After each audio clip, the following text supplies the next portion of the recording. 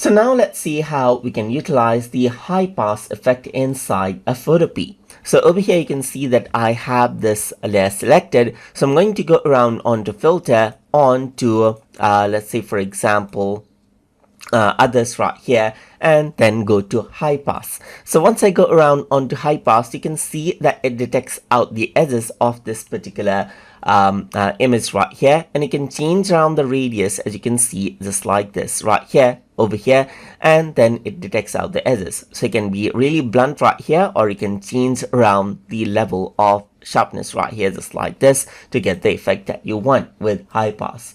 Apart from that, you can also go around and utilize other effects over here.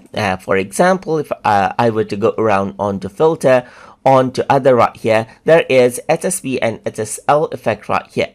So over here you can see that there's input right here, which is RGB, or hue, saturation and brightness, or hue, saturation and luminance right here, and the output can be different right here. So RGB and RGB output is the same, so RGB can be converted into hue, saturation and brightness, or hue, saturation and luminance, or you can change the hue, saturation and brightness to hue, saturation and luminance, and so forth right here, as you can see, and get different results as you want right here, just like this, to change around the color. The input and output values can be swapped just like that.